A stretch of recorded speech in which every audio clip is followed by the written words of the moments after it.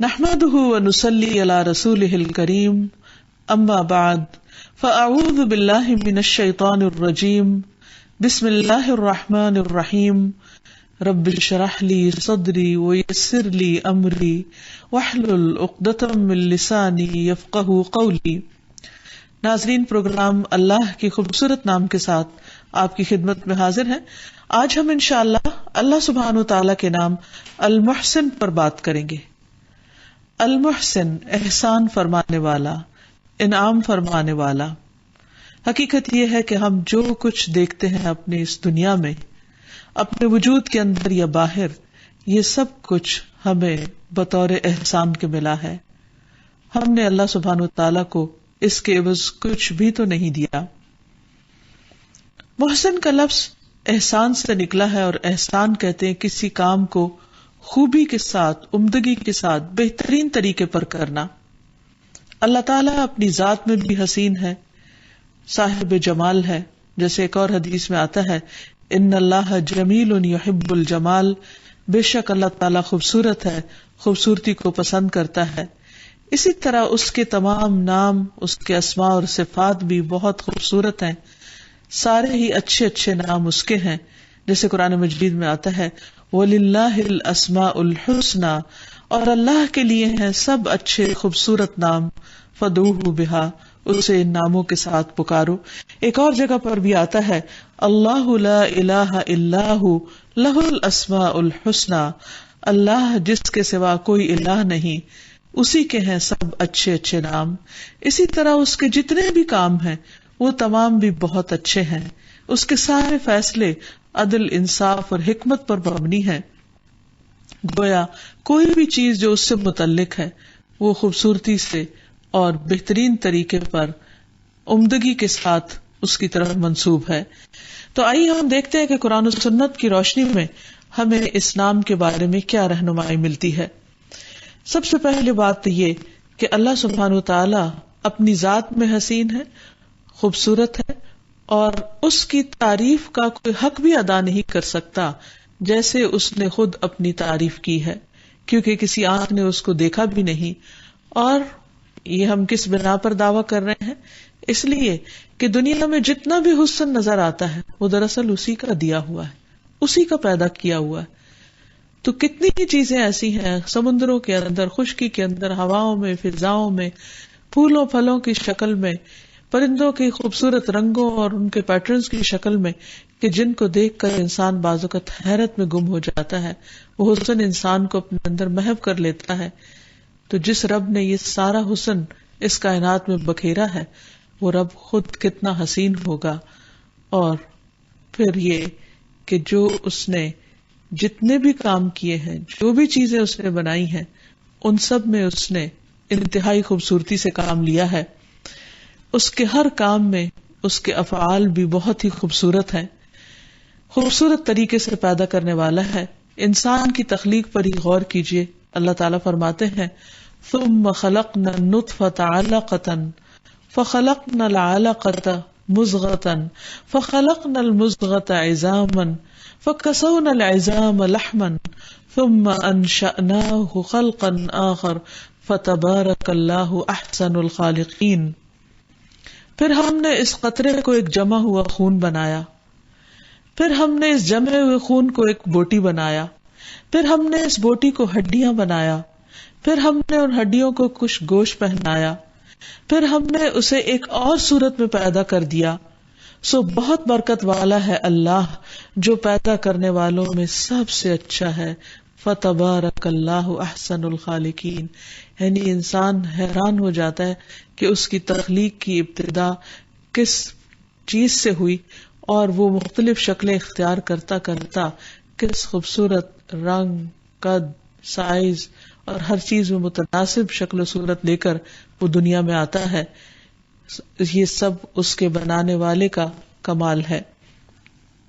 اسی طرح ایک اور جگہ پر آتا ہے حضرت الیاس علیہ السلام نے اپنی قوم سے کہا کہ اذ قال لقومه الا تتقون، اے میری قوم تم ڈرتے نہیں ہو، اللہ سے نہیں ڈرتے؟ اتدعون بالا، کیا تم بال یعنی اس بت کو پکارتے ہو؟ اس کے آگے سے اپنی حاجتیں پیش کرتے ہو. وَتَذَرُونَ أَحْسَنَ الْخَالِقِينَ، اور تم احسن الخالقین کو چھوڑ دیتے ہو. اللہ ربکم ورب آبائکم الاولین، اللہ کو چھوڑ دیتے ہو، اللہ سے منہ موڑ کر غیروں کی طرف جاتے ہو. اللہ جو تمہارا رب ہے اور تمہارے پہلے باپ دادوں کا سب کا وہی رب ہے جو احسن الخالقین ہے. یعنی اپنے رب کو پہچاننا چاہتے ہو تو اس کے کائنات میں بکھرے ہوئے اس حسن سے اس کو پہچانو کہ یہ سب کچھ اس کے سوا کوئی بھی نہیں بنا سکتا. حقیقت یہ ہے کہ انسان جتنی بھی نقالی کرے ان سارے رنگوں کی یا تخلیق کے ان مختلف چیزوں کی، لیکن کوئی بھی چیز اصل جیسی ہے ہی نہیں. اسی طرح ایک اور جگہ پر فرمایا الذی احسن کل شیء خلقہ، اللہ نے ہر وہ چیز جو بنائی بہت ہی بہترین بنائی، بہت ہی خوبصورت بنائی. وبدأ خلق الانسان من طین، اور انسان کی تخلیق کی ابتدا مٹی سے کی. یعنی مٹی سے بنا ہوا انسان جب انسان کی شکل میں ڈھلتا ہے تو کتنا خوبصورت بن جاتا ہے. رسول اللہ صلی اللہ علیہ وسلم نے فرمایا، اے امر، اللہ عز و جل نے جو چیز بھی بنائی بہت ہی خوب بنائی، بہت خوبصورت بنائی، بہترین بنائی. ہر چیز کو احسن ساخت پر پیدا کیا، اور خصوصاً انسان کو لقد خلقنا الانسان فی احسن تقویم، کہ ہم نے انسان کو بہترین حالت پر پیدا کیا. پھر یہ ہے کہ اللہ سبحانہ وتعالیٰ نے انسان کو پیدا کر کے اس کی رہنمائی کا بھی انتظام فرمایا، اور وہ بھی بہت ہی خوبصورت انتظام کیا. انسان پر نہیں چھوڑ دیا کہ وہ اپنی عقل کے ذریعے حق اور ہدایت کو پائے، بلکہ اس کے لیے اوپر سے کتاب اتاری. اللہ الذی نزل احسن الحدیث کتابا متشابہا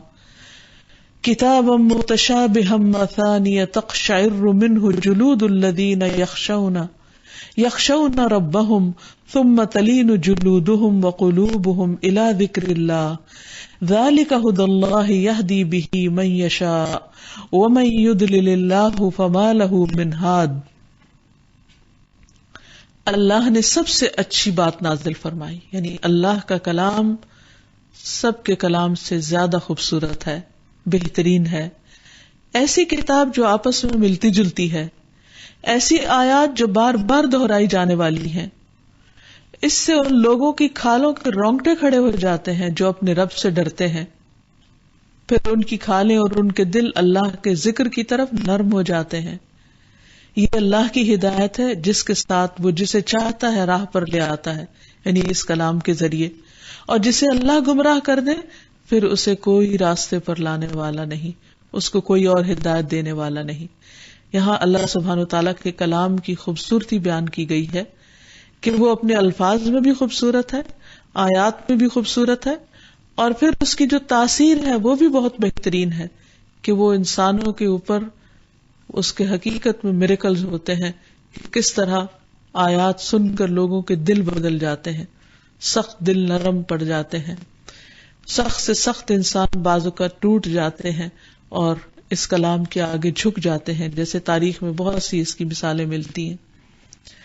پھر اسی طرح اللہ سبحانہ وتعالیٰ نے اس کتاب میں احسن تفسیر کا بھی ذکر کیا. فرمایا وقال الذین کفروا لولا نزل علیہ القرآن جملۃ واحدہ.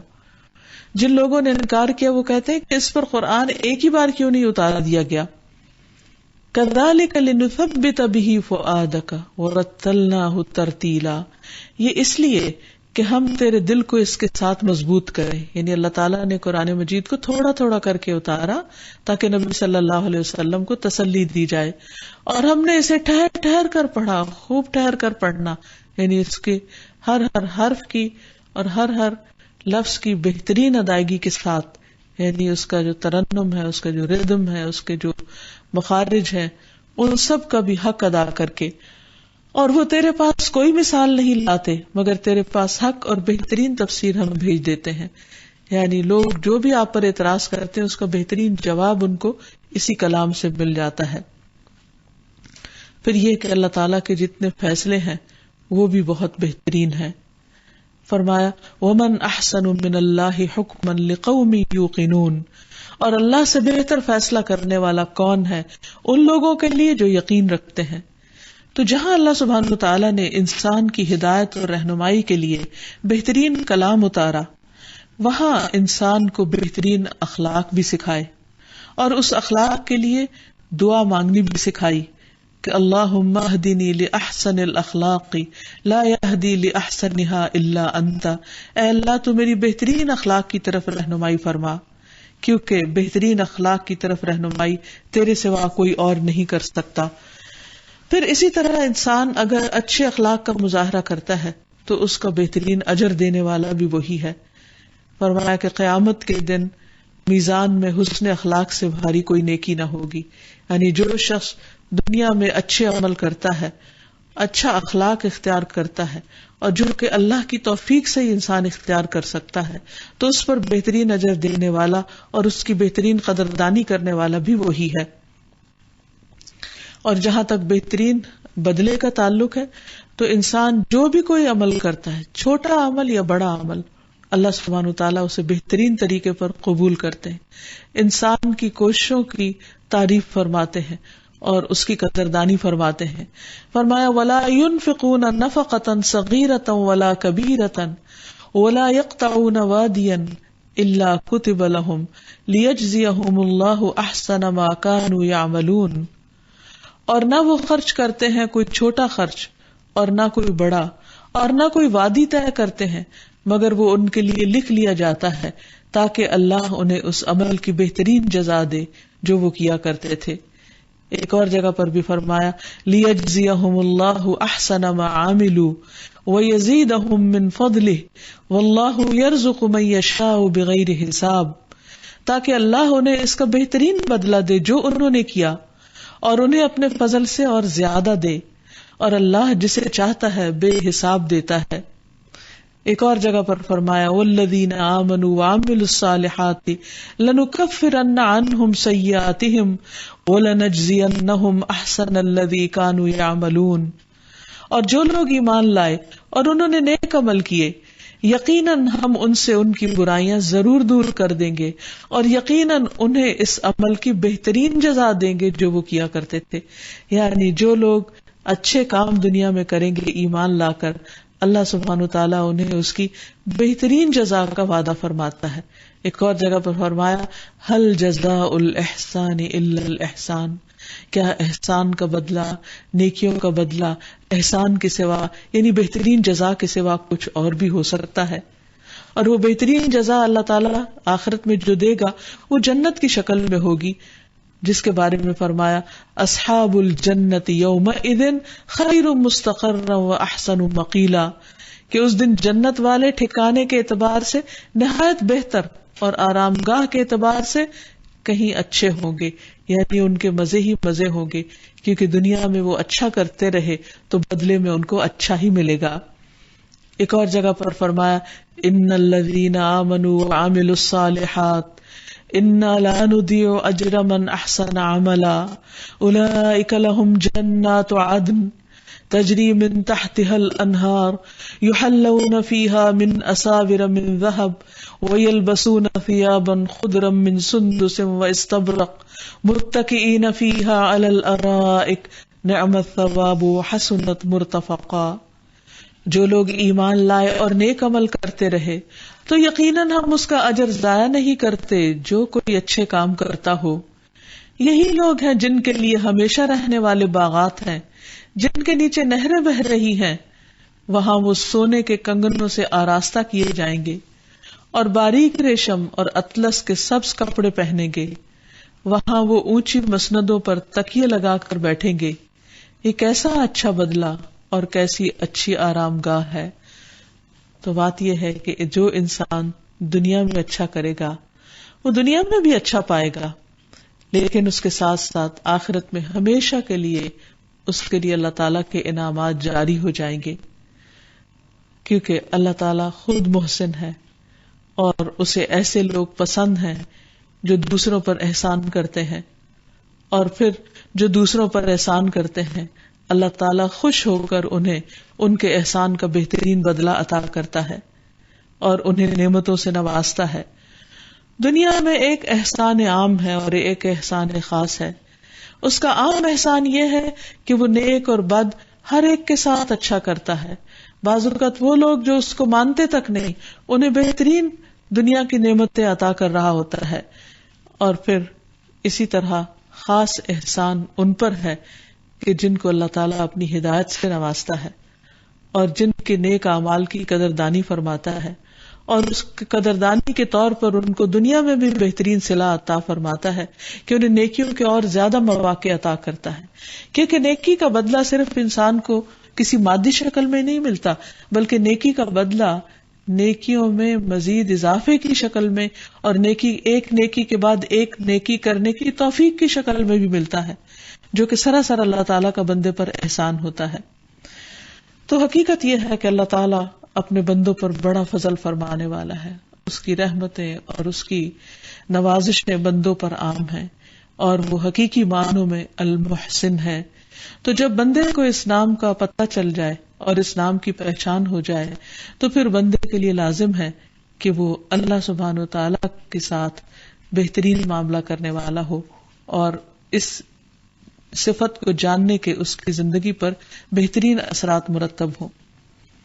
سب سے پہلی چیز یہ کہ انسان اپنے ظاہر، باطن اور ہر عمل کو خوبصورت کرنے والا اور اس کی نیت کر لے کہ جو بھی کام کرے گا اچھے طریقے سے کرے، پورے آنےسٹی کے ساتھ، امانت داری کے ساتھ، پورے محنت، جذبے اور شوق کے ساتھ، کیونکہ اللہ تعالیٰ کو وہ لوگ پسند ہیں جو ہر کام کو اچھے طریقے سے کرے. کیونکہ ان اللہ کتب الاحسان فی کل شیء، اللہ نے ہر چیز میں احسان لکھ دیا ہے کہ انسان جو بھی چیز کرے عمدہ طریقے سے کرے.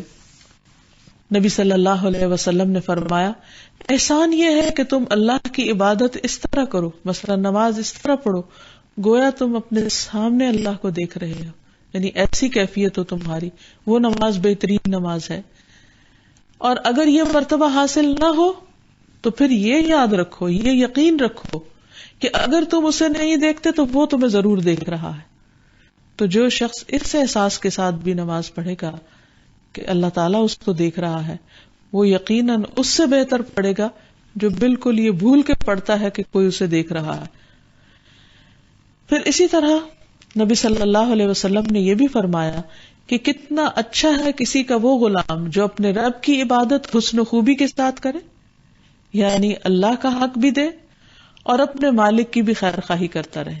یعنی اللہ تعالیٰ کے ساتھ معاملہ بھی بہت خوبصورت اور بندوں کے ساتھ بھی معاملہ بہت خوبصورت. بہت خوبصورت سے مراد بہت بہترین، دوسرے کا حق ادا کرنے والا. ایک اور روایت میں آتا ہے کہ انسان جب بہترین طریقے پر وضو کرتا ہے تو اللہ سبحانہ وتعالیٰ اس کے لیے جنت کو واجب کر دیتا ہے.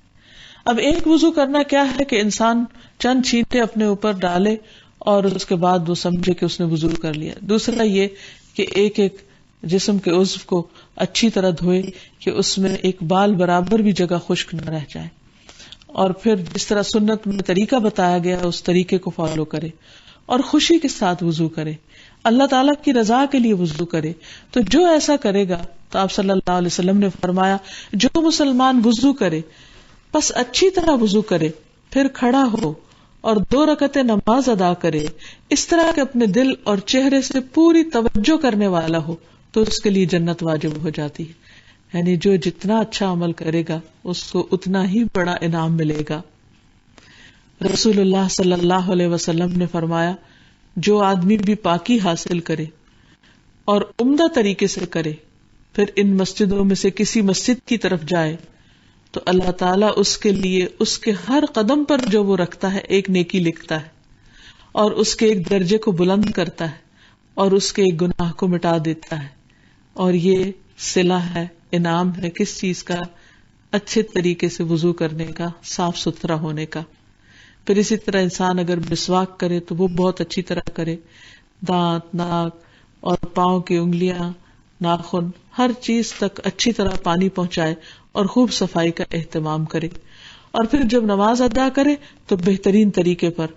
رسول اللہ صلی اللہ علیہ وسلم نے فرمایا جو مسلمان فرض نماز کا وقت پائے اور اچھی طرح وضو کرے، اچھی طرح خشوع و خضوع سے نماز ادا کرے تو وہ نماز اس کے تمام پچھلے گناہوں کے لیے کفارہ ہو جائے گی، بشرطے کہ اس سے کسی کبیرہ گناہ کا ارتکاب نہ ہوا ہو، اور یہ سلسلہ ہمیشہ قائم رہے گا، یعنی جب بھی وہ ایسی نماز ادا کرے گا تو اس کے پچھلے گناہ معاف ہو جائیں گے۔ اسی طرح جب انسان زکوٰۃ دے تو اپنے بہترین مال میں سے دے، اسی طرح حج اور عمرے کے لیے جائے تو بہترین طریقے سے ایک ایک سٹیپ کو ادا کرے۔ پھر اسی طرح انسان صرف فرض تک ہی نہ رہے کہ انسان پر نماز فرض ہے تو فرض نماز پڑھ کر اٹھ کھڑا ہو، یا زکوٰۃ کا فریضہ ادا کر کے اپنے سمجھے کہ اس نے سب اللہ کا حق ادا کر دیا، بلکہ احسان میں یہ بھی آتا ہے کہ انسان اپنے فرض سے زیادہ کرے، یعنی نوافل کی ادائیگی کی طرف بھی توجہ کرے۔ پھر چونکہ احسان کرنا اللہ سبحانہ و تعالیٰ کا حکم بھی ہے، تو اس لیے جب انسان کوئی کام اچھی طرح کر رہا ہو تو اس کے دل میں یہ وسوسہ نہ آئے کہ لوگ دیکھیں گے تو واہ واہ کریں گے، یا لوگ بہت خوش ہو جائیں گے، یا فلاں کی تعریف مجھے مل جائے گی، بلکہ اس موقع پر انسان بہت زیادہ دھیان اور توجہ اس پر رکھے کہ میرا رب مجھے دیکھ رہا ہے، اور اس کا حکم ہے کہ میں جو کام کروں عمدہ طریقے سے کروں، خوبصورتی کے ساتھ کروں۔ رسول اللہ صلی اللہ علیہ وسلم نے فرمایا، اللہ تعالیٰ محسن ہے، تم بھی احسان کرو۔ ایک اور جگہ پر فرمایا، بے شک اللہ تعالیٰ نے ہر کام کو اچھے طریقے سے کرنا ضروری قرار دیا ہے، یعنی یہ اللہ تعالیٰ کا حکم ہے کہ عمدہ طریقے سے کیا جائے، اور پھر جو ایسا کرے گا وہ اللہ کا دوست ہو جاتا ہے، اور جو جتنے بہتر طریقے سے کوئی عمل کرے گا اس کے لیے اس کام کا اتنا ہی زیادہ اجر لکھ لیا جائے گا۔ مثلا ہر کام کرنے کا عوض 10 نیکیاں تو ہیں ہی، لیکن یہ اجر 700 گنا اور بعض کیسز میں اس سے بھی اوپر بڑھ جاتا ہے۔ اور وہ کیسے؟ یعنی نیکی میں اضافہ کس شکل میں ہوتا ہے؟ جب انسان کے کام کرنے میں احسان زیادہ ہوتا ہے، جو کام جتنے زیادہ اچھے طریقے سے کرے گا اس کا اجر اتنا ہی زیادہ بڑھتا چلا جائے گا، اور بطور کل یعنی مجموعی طور پر اپنے سارے دین اور اسلام کو خوبصورت بنانے کی ضرورت ہے۔ اپنے اندر جھانک کر بھی اپنے خیالات، اپنے ایمان، اپنے یقین، توکل، تقوی، ان تمام چیزوں کو بھی ہمیشہ بہتر بناتے رہنے کی ضرورت ہے، ان میں آگے بڑھنے کی ضرورت ہے۔ اسی طرح اپنی گفتگو، اپنا کلام، اپنا معاملہ، اپنا اخلاق، اپنی عبادات، اپنے فرائض، لین دین، اگر جس پیشے میں ہو انسان، تجارت، ہر چیز کے اندر انسان اللہ تعالیٰ کے بتائے ہوئے طریقوں کو جو مد نظر رکھتا ہے تو وہ تمام چیزیں بہت خوبصورت ہو جاتی ہیں۔ پھر اس پر جو شخص اپنے اسلام کو عمدہ بناتا ہے اس پر اجر کا بھی وعدہ کیا گیا۔ ابو ذر بیان کرتے ہیں کہ رسول اللہ صلی اللہ علیہ وسلم نے فرمایا، جس نے بقیہ زندگی میں اپنے اسلام میں حسن پیدا کیے رکھا اس کے گزشتہ گناہ معاف کر دیے جائیں گے، اور جو باقی زندگی میں بھی برائیاں کرتا رہا اس سے گزشتہ اور آئندہ دونوں زندگیوں میں ہونے والے گناہوں کی باس پرس ہوگی۔ یعنی انسان جب اسلام قبول کر لیتا ہے تو پچھلے سارے گناہ معاف ہو جاتے ہیں، لیکن اگر کوئی شخص اسلام قبول کرنے کے باوجود غلط کام نہیں چھوڑتا تو اس سے اگلے گناہوں اور پچھلے گناہوں دونوں کا بھی پھر مواخذہ ہو جائے گا۔ اور ہاں، اگر کوئی شخص اسلام قبول کرنے کے بعد نیک کام کرتا ہے تو جاہلیت کے دور میں اس سے جو نیکیاں ہوئیں ان کا بھی اجر اس کے لیے لکھ لیا جائے گا۔ اور پھر یہ کہ رسول اللہ صلی اللہ علیہ وسلم نے ان لوگوں کو بہترین لوگ قرار دیا کہ جن کی عمر لمبی ہو اور جن کے عمل اچھے ہوں۔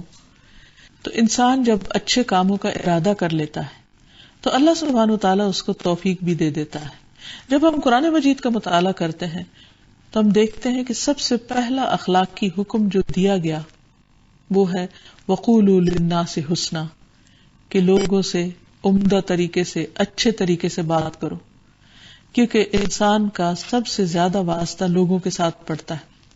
نماز تو دن میں 5 دفعہ پڑھی جاتی، یعنی 5 دفعہ ایک طرح سے اللہ سبحانہ وتعالیٰ کے سامنے انسان جاتا ہے، اور اس میں پھر اچھے طریقے سے وضو اور نماز اپنی جگہ، لیکن لوگوں کے ساتھ ہر وقت انٹریکشن میں جس چیز کی ضرورت پیش آتی ہے وہ کلام ہے، گفتگو ہے۔ تو انسان جب تک اپنی گفتگو کو اچھا نہیں بناتا اس کا اخلاق اچھا ہو نہیں سکتا، اور جب انسان اچھے طریقے سے بات کرتا ہے تو اس کے تعلقات بھی عمدہ ہوتے ہیں۔ اسی لیے قرآن مجید میں خاص طور پر زبان کی حفاظت کا حکم دیا گیا اور فرمایا گیا وَقُلْ لِعِبَادِي يَقُولُ الَّتِي هِيَ أَحْسَنُ إِنَّ الشَّيْطَانَ يَنزَغُ بَيْنَهُمْ إِنَّ الشَّيْطَانَ كَانَ لِلْإِنسَانِ عَدُوًّا مُبِينًا، اور میرے بندوں سے کہہ دیجئے کہ وہ بات کہیں جو سب سے اچھی ہو، یعنی جب بات کرنے لگے تو عمدہ طریقے سے کریں، خوبصورت بات کریں، بے شک شیطان ان کے درمیان جھگڑا ڈال دیتا ہے۔ یعنی اگر دیکھیں کہ لوگوں کے درمیان آپس کے تعلقات کی خرابی، اختلافات کہاں سے شروع ہوتے ہیں، تو آغاز گفتگو کی خرابی سے ہوتا ہے۔ بعض اوقات کسی کو چھوٹی سی بات چپ جاتی ہے اور وہ اس کو دل میں رکھ لیتا ہے، اس کانٹے کو نکالتا نہیں ہے اور پھر جوابی کارروائی وہ کرتا ہے، اور اس طرح دو طرفہ کھچاؤ پیدا ہو جاتا ہے۔ کبھی کولڈ وار شروع ہو جاتی ہے جو بعض اوقات کسی وقت بھڑک اٹھتی ہے اور بہت لمبے عرصے کے تعلقات جو ہیں وہ متاثر ہو جاتے ہیں۔ تو اس لیے اللہ تعالیٰ نے وارن کر دیا کہ شیطان ہر وقت یہ کوشش کرتا ہے کہ لوگوں کے درمیان فتنہ فساد ڈال دے۔ بے شک شیطان انسان کا ہمیشہ سے کھلا دشمن ہے۔ پھر اسی طرح انسان جب کسی سے گفتگو کرنے لگے، کسی سے بات کرے، تو اس کے اچھے نام سے اس کو پکارے، مذاق نہ اڑائے، اس کو حقیر نہ سمجھے، اس پر ہنسے نہیں۔ اسی طرح کلام میں صرف عام روزمرہ زندگی کا کلام ہی نہیں بلکہ لکھا ہوا جو کلام ہے وہ بھی عمدہ طریقے سے ہو، کیونکہ جب انسان زبانی بات کرتا ہے تو بعض اوقات چھوٹی بات یا ادھوری بات، اس میں جب انسان کے جذبات یا تاثرات شامل ہو جاتے ہیں تو وہ اس کی کمی پوری کر دیتے ہیں۔ باڈی لینگویج جو ہے وہ ساتھ شامل ہو کر زبان کی کمی کوتاہی کو پورا کر دیتی ہے۔ لیکن جب انسان بعض اوقات کسی کو کچھ لکھنے لگتا ہے تو تحریر کے اندر کی کمی بیشی دوسرے کے لیے بعض اوقات تکلیف دہ ہو جاتی ہے، تو اس سے بھی بچنے کی ضرورت ہے۔ پھر اسی طرح انسان جب اللہ تعالیٰ کا کلام پڑھے تو اس میں بھی انسان بہت خوبصورت طریقہ اختیار کرے، کیونکہ آپ صلی اللہ علیہ وسلم نے فرمایا قرآن کی قرات کے سلسلے میں وہ آدمی سب سے اچھا ہے کہ جب وہ قرات کر رہا ہو تو آپ کو یوں لگے کہ وہ اللہ سے ڈر رہا ہے۔ پھر اسی طرح انسان جب کسی کو سلام کرے تو وہ بھی اچھے طریقے سے کرے۔ قرآن مجید میں اس کی بھی تلقین کی گئی ہے کہ وَإِذَا حُيِّيتُم بِتَحِيَّةٍ فَحَيُّوا بِأَحْسَنَ مِنْهَا أَوْ رُدُّوهَا، کہ جب تمہیں سلامتی کی کوئی دعا دی جائے تو تم اس سے اچھی سلامتی کی دعا دو، یعنی اس کا بہترین بدلہ دو۔ سوچیے تھوڑی دیر کے لیے کہ اگر لوگ صرف اپنے سلام کرنے کے انداز کو اچھا کر لیں اور جواب دینے کے انداز کو اچھا کر لیں تو کوئی تعلق ایسا نہیں کہ جس میں بگاڑ پیدا ہو سکے۔ صرف ایک سنت پر عمل کرنے سے بہت سے معاملات درست ہو جاتے ہیں اور بہت سا وقت بچ جاتا ہے۔ تو فرمایا کہ اس سے بہتر جواب دو جو کسی نے تمہارے ساتھ کیا ہے۔ اب اگر کوئی درمیانے درجے کا سلام کرتا ہے اور جواب دینے والا اس سے اچھا کرتا ہے تو آپ دیکھیے کہ جس نے آغاز کیا بات کا، یہ گفتگو کا، اس کے لیے بھی خوشی کی بات ہوگی، اور آئندہ جب وہ بھی کرے گا تو اس دوسرے شخص کا خاموش عمل ایک طرح سے اس کو سکھانے والا ہوگا کہ جواب کیسے دیتے ہیں، اور اس کے اندر بھی اچھا اخلاق ٹرانسفر ہو جائے گا۔ اور فرمایا کہ یا پھر اس کی طرح ہی جواب دے دو لیکن اس سے کم درجے کا نہیں، یعنی لیے دیے نہیں۔ بے شک اللہ ہمیشہ سے ہر چیز کا پورا حساب کرنے والا ہے، یعنی اللہ تعالیٰ بندوں کی نیتوں کو، ان کے سلام کے طریقے کو اور ان کے اس کے اندر کس درجے کا، کس ڈگری کا حسن ہے، وہ سب کچھ جانتا ہے، اچھی طرح ہر چیز کے بارے میں خوب باخبر ہے۔ ان اللہ کان علی کل شیء حسیبا، ہر چیز کا حساب رکھا ہوا اس نے۔ اور پھر صرف یہ کہ صرف گفتگو ہی اچھی نہ ہو، گمان ہی اچھا نہ ہو، بات ہی اچھی نہ ہو، کلام ہی اچھا نہ ہو، بلکہ اس کے ساتھ ساتھ معاملے بھی بہت اچھے ہوں، خصوصاً ان لوگوں کے ساتھ جو ہم سے درجے میں کسی بھی طرح کم ہوں یا مصیبت زدہ یا آفت زدہ ہوں۔ عام طور پر ہمارے معاشرے میں یتیموں، بیواؤں، مسکینوں اور غریب لوگوں کے ساتھ اچھا معاملہ نہیں کیا جاتا یا ان کی عزت نہیں کی جاتی، تو ہمارا دین ہمیں یہ سکھاتا ہے کہ ایسے تمام لوگوں کے حقوق کا بھی بہتر طریقے سے خیال رکھا جائے۔ نبی صلی اللہ علیہ وسلم ہر ایک سے اس طرح ملتے کہ ہر ملنے والا یہ سمجھتا کہ آپ اس سے سب سے زیادہ محبت کرتے ہیں۔ پھر اسی طرح آپ نے یتیموں کے ساتھ حسن سلوک کا خاص طور پر حکم دیا. قرآن مجید میں بھی آتا ہے وَلَا تَقْرَبُوا مَالَ الْيَتِيمِ إِلَّا بِالَّتِي هِيَ أَحْسَنُ حَتَّى يَبْلُغَ أَشُدَّهُ وَأَوْفُوا الْكَيْلَ وَالْمِيزَانَ بِالْقِسْطِ لَا نُكَلِّفُ نَفْسًا إِلَّا وُسْعَهَا وَإِذَا قُلْتُمْ فَاعْدِلُوا وَلَوْ كَانَ ذَا قُرْبَى وَبِعَهْدِ اللَّهِ أَوْفُوا ذَلِكُمْ وَصَّاكُمْ بِهِ لَعَلَّكُمْ تَذَكَّرُونَ. اور یتیم کے مال کے قریب نہ جاؤ مگر اس طریقے سے جو سب سے اچھا ہو. یعنی یتیموں کے ساتھ معاملہ کرتے وقت بہترین معاملہ کرو یہاں تک کہ وہ اپنی پختگی کو پہنچ جائے، یعنی میچور ہو جائے، اور ماپ اور تول اور انصاف کے ساتھ پورا کرو. یہ ہے بہتر معاملہ. کسی کے ساتھ بھاؤ کرو، لین دین کرو تو ناپ تول پورا کرو. ہم کسی شخص کو تکلیف نہیں دیتے مگر اس کی طاقت کے مطابق، اور جب بات کرو تو انصاف سے کرو، خواہ رشتہ دار ہو، اور اللہ کے عہد کو پورا کرو. یعنی جو نظر نیاز انسان مانے، اللہ تعالیٰ کے ساتھ وعدہ کرے کسی نیک کام کے کرنے کا، اس کو پورا کرو.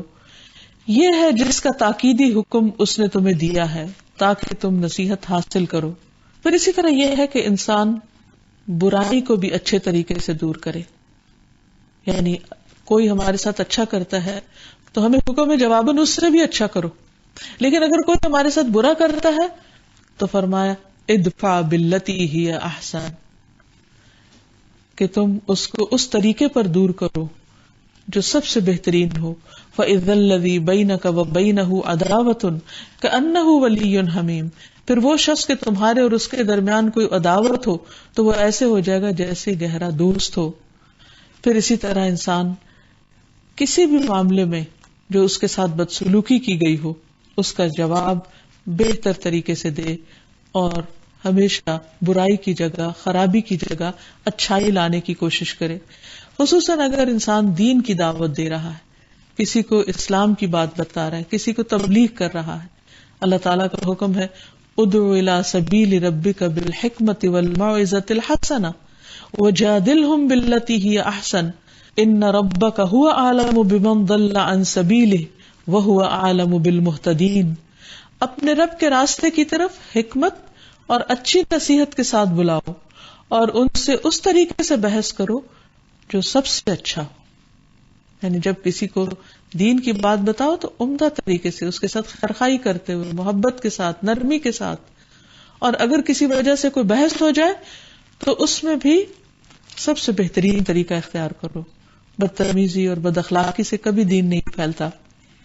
فرمایا بے شک تیرا رب ہی زیادہ جاننے والا ہے جو اس کے راستے سے گمراہ ہوا، اور وہی ہدایت پانے والوں کو زیادہ جانتا ہے. اسلام میں احسان کی اس قدر اہمیت ہے کہ اگر جانور کو ذبح کرنا پڑے تو اس وقت بھی احسان کا مظاہرہ کرو. آپ صلی اللہ علیہ وسلم نے اس معاملے میں بھی خاص ہدایات فرمائی. آپ نے فرمایا جب ذبح کرو تو اچھی طرح ذبح کرو، اور چاہیے کہ تم میں سے کوئی ایک اپنی چھری کو تیز کرے اور اس سے اپنے ذبیحے کو آرام پہنچائے. یعنی وہ جانور ہے، اس کو اتنی عقل سمجھ نہیں ہے، لیکن جب اس کے گلے پہ چھری رکھو تو اس کو آرام پہنچے. تمہاری چھری ایسی نہ ہو کہ جس سے تم نہ ذبح کر سکو اور نہ اس کی جان چھوڑو اور وہ بیچ میں تڑپتا رہ جائے، تو اس سے منع کیا گیا. اور پھر یہ اللہ سبحانہ وتعالیٰ کا حکم ہے جس کی پابندی سب کو کرنی چاہیے. انبیاء علیہم السلام کی صفت ہے جس کی پیروی ہم سب کو کرنی چاہیے. اللہ تعالیٰ قرآن مجید میں مختلف پیغمبروں پر سلامتی بھیجتے ہیں اور ان کی خاص صفت بتاتے ہیں کہ وہ محسنین میں سے تھے. فرمایا سلام علی ابراہیم کذالک نجزی المحسنین، ابراہیم پر سلام ہو، ہم محسنین کو ایسا ہی بدلہ دیا کرتے ہیں. سلام علی موسیٰ و ہارون انا کذالک نجزی المحسنین، موسیٰ اور ہارون پر سلام ہو، ہم نیکوکاروں کو، محسنین کو ایسا ہی بدلہ دیتے ہیں. سلام علی الیاسین انا کذالک نجزی المحسنین، الیاسین پر سلام ہو، بے شک ہم محسنین کو اسی طرح جزا دیتے ہیں. یعنی جو لوگ احسان کرتے ہیں ان پر اللہ کی طرف سے سلام آتا ہے. اور پھر خاص طور پر جو ہمارے ساتھ احسان کرے اس کے ساتھ احسان تو واجب میں آ جاتا ہے. پھر انسان کے حسن سلوک کا سب سے زیادہ مستحق اس کے ماں باپ ہیں. پھر یہ کہ انسان تمام انسانوں کے ساتھ حسن سلوک کا معاملہ کرے، لیکن خصوصی طور پر والدین کے ساتھ. قرآن مجید میں اللہ تعالیٰ نے اپنے حق کے بعد سب سے زیادہ جس کے حق کی تلقین کی وہ والدین ہیں. بارہا فرمایا وبالوالدین احسانا، کہ والدین کے ساتھ احسان کا معاملہ کرو. حتیٰ کہ اگر والدین اسلام بھی نہ لائے ہوں، اگر والدین مشرک ہوں، اگر والدین کفر پر ہوں، تو بھی ان کے ساتھ اچھا سلوک کرنے کا حکم دیا گیا. پھر پڑوسیوں کے ساتھ احسان کا حکم دیا گیا، خادموں کے ساتھ احسان کا حکم دیا گیا. پھر معاشرے کے پسے ہوئے کمزور طبقات کے ساتھ احسان کا حکم ہے. پھر یہ ہے کہ اگر کسی کا قرض چکانا ہے تو اس میں احسان کا معاملہ کرنے کی ضرورت ہے. تو احسان کرنا بعض اوقات مشکل ضرور ہوتا ہے، لیکن حقیقت یہ ہے کہ اس کی جزا اتنی بہترین ہے کہ پھر بڑی سے بڑی مشکل بھی مشکل نہیں رہتی، کیونکہ اللہ تعالیٰ کے ہاں محسنین کے لیے بہت انعامات ہیں. محسنین کو اللہ کی محبت نصیب ہوتی ہے. فرمایا وَأَحْسِنُوا إِنَّ اللَّهَ يُحِبُّ الْمُحْسِنِينَ، احسان کرو کیونکہ اللہ احسان کرنے والوں سے محبت رکھتا ہے. تو جس سے اللہ تعالیٰ محبت کرے اس کی خوش قسمتی کا کیا ٹھکانہ.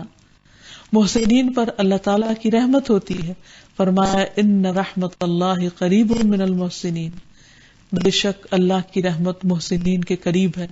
یعنی جو شخص چاہتا ہو کہ اللہ تعالیٰ اس پر رحم فرمائے، اسے چاہیے کہ اچھا سلوک کرے، احسان کا معاملہ کرے. پھر ایسے لوگوں کو اللہ کا ساتھ ملتا ہے.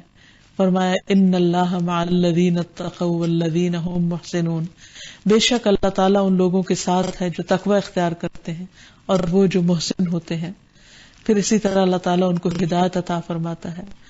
والذین جاہدوا فینا لنہدینہم سبلنا وان اللہ لمع المحسنین، اور جو لوگ ہماری راہ میں جدوجہد کرتے ہیں ہم ضرور ان کو اپنا راستہ دکھائیں گے، اور بے شک اللہ تعالیٰ محسنین کے ساتھ ہے، یعنی ان کی مدد فرماتا ہے، یعنی ان پر اللہ کی رحمت آتی ہے.